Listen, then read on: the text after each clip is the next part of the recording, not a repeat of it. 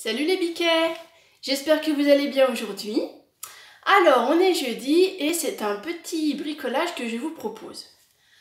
J'ai décidé de vous montrer comment fabriquer un moulin à vent qui tourne vraiment. Alors, vous êtes prêts? Pour faire ce moulin, ce bricolage, il faut plusieurs choses. Alors, la première, c'est une règle, un crayon, un ciseau, des petites punaises, une baguette pour faire la tige. Donc là, du coup, on peut prendre plusieurs choses, ce que vous avez à la maison. Donc, soit un pic à brochette, des petites branches d'arbres que vous pouvez trouver dans le jardin ou autour de chez vous, un tuteur d'orchidées. Si maman a une vieille orchidée, vous pouvez lui demander qu'elle vous prête ça. Ou alors tout simplement le crayon à papier que vous avez utilisé.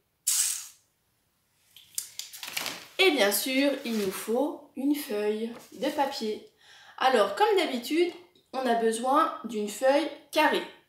Alors, vous savez maintenant comment on fait pour partir d'une feuille rectangulaire pour arriver à une feuille carrée. Donc, vous pouvez très bien utiliser une feuille d'imprimante, colorée ou blanche, comme vous voulez.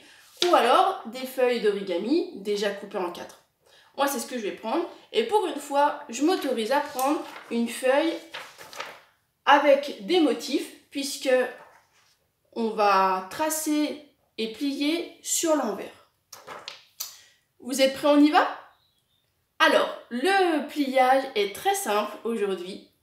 On va simplement plier les diagonales. Ça veut dire, une fois comme ça, donc les deux angles opposés bien bout à bout, et on aplatit. Voilà. Et de l'autre côté, hop.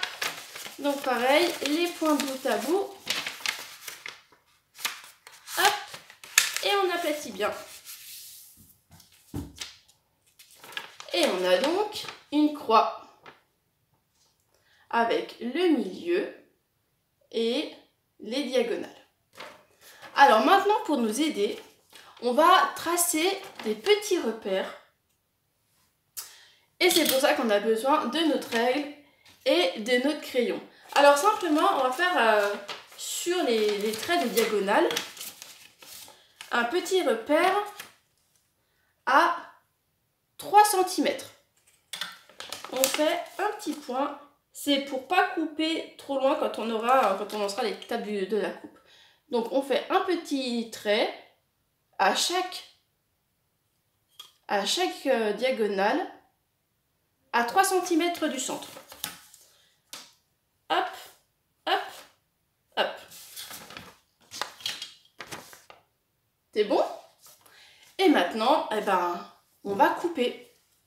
Donc, on coupe sur le trait de la pointe et on s'arrête, hop, à notre petit trait. C'est parti. Donc, bien sur le trait. Les 4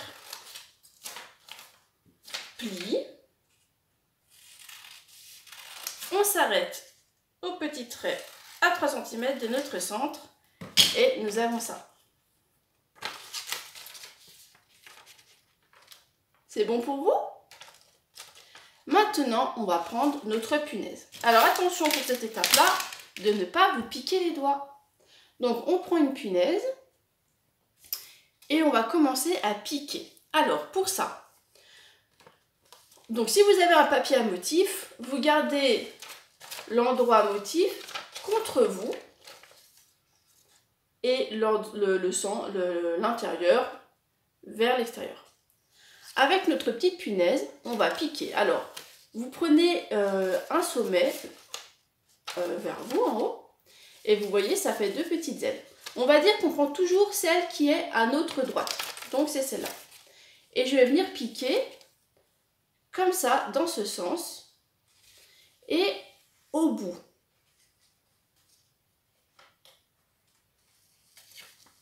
Vous voyez bien?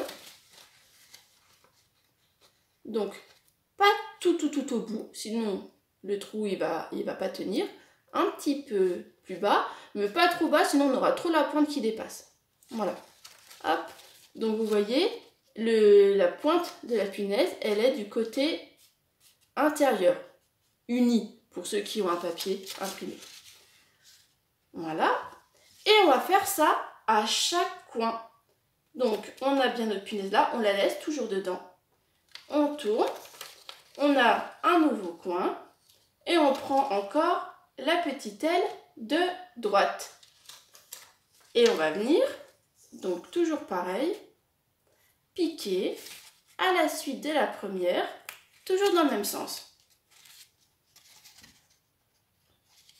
On continue. Donc on tient toujours notre punaise dans une main. On arrive à notre sommet suivant. On prend la petite aile de droite et on pique. Hop. Dernier sommet. On prend l'aile de droite et on pique. Et voilà ce que nous avons. On voit bien le moulin déjà formé. Il ne reste plus qu'à venir piquer l'ensemble. Donc, on a tout dans la main. La punaise qui retient les 4 petites pointes. Et on va piquer tout ça tout au fond, au centre de notre croix que formaient les plis des diagonales. Donc, bien au centre. Tout au fond, tout au fond.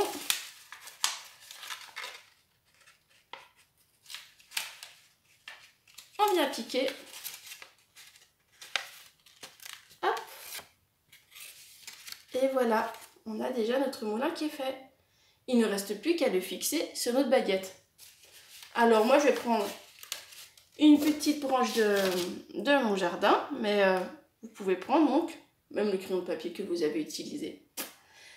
Et donc alors on va au bout de la petite baguette. Alors ça c'est l'étape peut-être la plus délicate. Si vous avez un petit peu peur, vous n'êtes pas sûr, pour surtout ne pas vous piquer les doigts, vous pouvez demander à un adulte ou à un frère ou une sœur plus grande, d'accord? Donc on y va doucement. Si vous voulez, vous pouvez même déjà faire le trou avant de commencer. Comme ça, on n'a pas tout le pliage dans la main. Hop! C'est ce que j'ai fait en fait. J'avais déjà fait le trou sur ma baguette. Voilà. Alors, on va pas trop tout au fond. Il faut pas plaquer le pliage contre la baguette, sinon il ne pourra pas tourner. On lui laisse un petit peu de champ. Vous voyez? Je sais pas si vous voyez, j'ai pas complètement appuyé. Comme ça, il va pouvoir tourner. Hop, on essaie? Oui. Et on a fini notre petit moulin à vent. Alors, qu'est-ce qu'on va pouvoir en faire?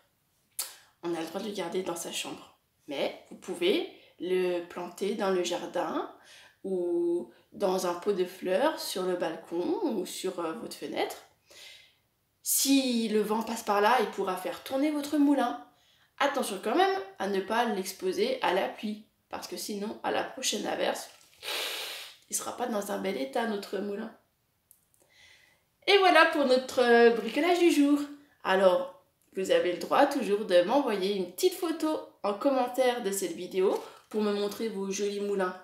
Moi, c'est un de mes pliages préférés, surtout en ce moment où on a du beau temps, des fleurs partout, de la couleur d'or et quand même un petit peu de vent. Ça, c'est magnifique. Voilà, je vous laisse. Profitez bien de votre fin d'après-midi. On se retrouve demain pour la dernière histoire de la semaine déjà. Bisous!